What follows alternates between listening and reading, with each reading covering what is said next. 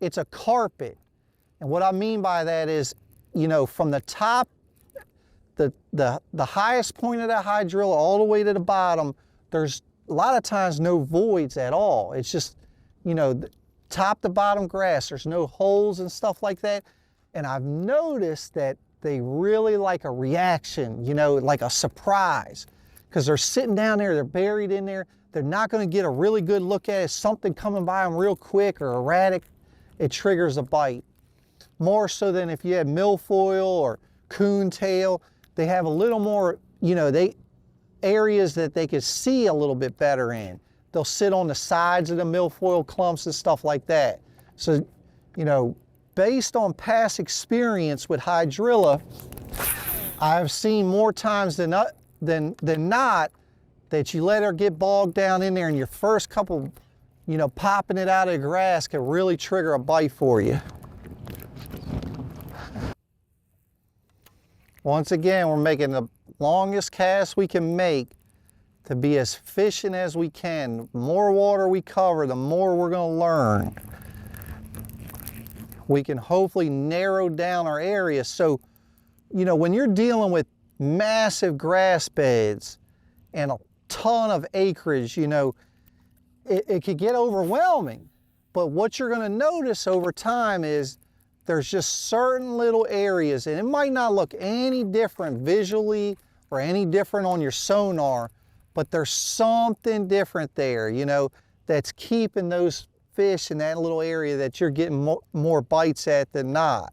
So, you know, all those little things you got to play with and take note of. Very, very important. Take note of every bite, put a waypoint on it, try to get another bite right there. If you can, okay, there's something, what can I learn from that little area? How did I present the vibrating jig? Was I, you know, slow reel? Did I let it sink? Was it snagged in the grass? I pulled it out. You know, was it just a normal retrieve?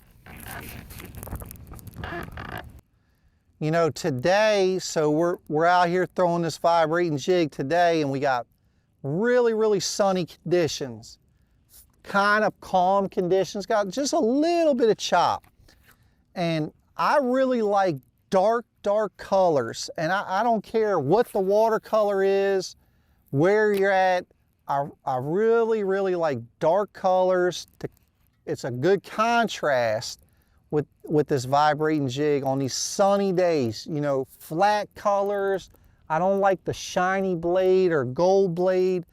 You know, I want just a very, very dark presentation. I've just noticed, for me, it seems to have produced a lot better under these conditions. Now, let's just say, you know, today was rainy and real cloudy and everything like that. I've honestly seen where like a gold blade is the key.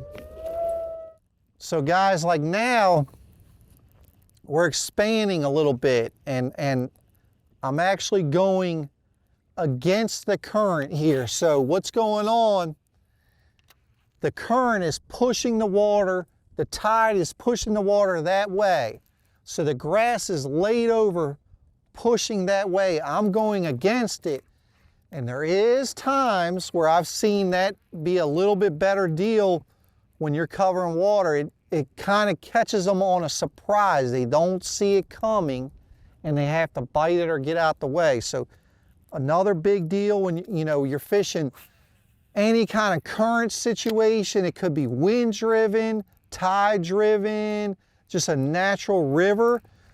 Take note that sometimes it can produce a few extra bites going against the current. There's a big one.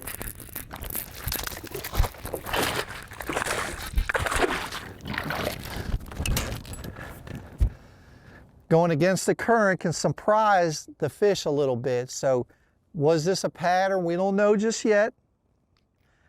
He loved the vibrating jig. And take a look at this fish, guys. These are just so pretty, healthy fish with the spots on them. Not a blemish on this fish.